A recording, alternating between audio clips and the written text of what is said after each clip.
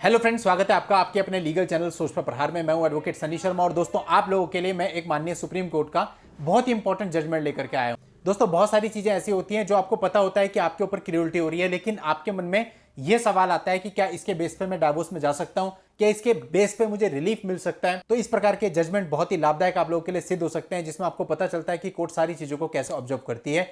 तो इसी प्रकार का जजमेंट है जो कि ऐसे सभी हस्बैंड्स को रिलीफ दे सकता है जहां पर उनकी वाइफ उनको तरह तरह की धमकियां देती है। ये कहती है कि मैं तुम सबको फंसा दूंगी, मैं अपनी जान दे दूंगी, एक नोट लिख के चले जाऊंगी, उसमें सबके नाम लिख दूंगी, पूरा परिवार को जेल हो जाएगी।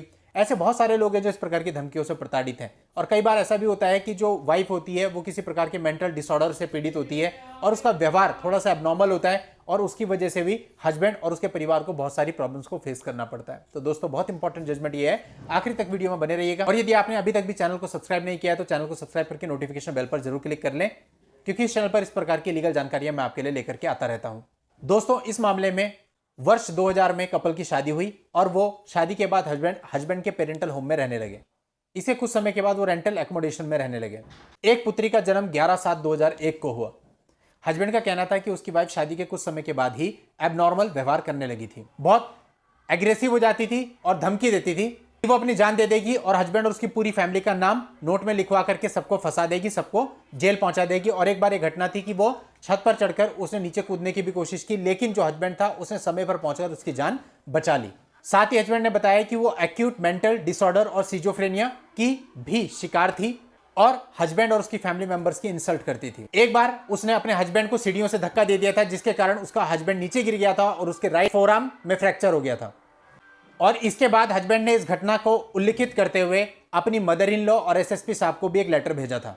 इसके बाद 24/5/2002 को हस्बैंड ने अपनी तरफ से सेक्शन 13 में डाइवोर्स के लिए एक पिटीशन फाइल कर दी। यह पिटीशन उसने डिस्ट्रिक्ट कोर्ट अमृतसर में फाइल करी और वहां से उसे डाइवोर्स की डिक्री भी मिल गई। अब पत्नी इस ऑर्डर के अगेंस्ट गई हाई कोर्ट में। हाई कोर्ट ने लोअर कोर्ट के जजमेंट और डिक्री को सेट असाइड कर दिया। अब जो पति था वो आया ऑनरेबल सुप्रीम कोर्ट में।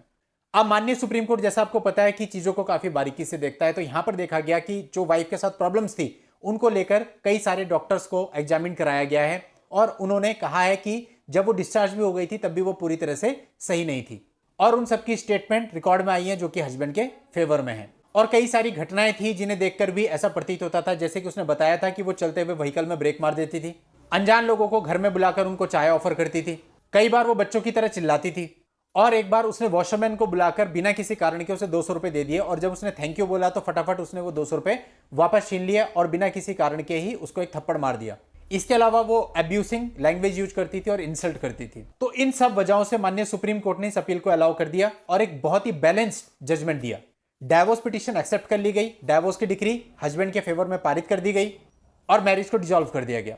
वाइफ को परमानेंट एलिमनी के रूप में 2 लाख रुपए देने को कहा गया, जो कि हस्बैंड को 2 इक्वल इंस्टॉलमेंट में देना था और 3 लाख रुपए की एफडी डॉटर के नाम पर बनाने के लिए कही गई, जो कि उसे 3 इंस्टॉलमेंट्स में बनवानी थी और जो डॉटर होगी वो मेजर होने पर इस एफडी के पैसे को निकाल सकती है। तब तक जो वाइफ है वो 3 महीने में एक बार एक्रूड इंटरेस्ट की राशि को बैंक से डायरेक्टली विड्रॉ कर सकती है और उससे बच्चे के लालन पालन पर लगा सकती है।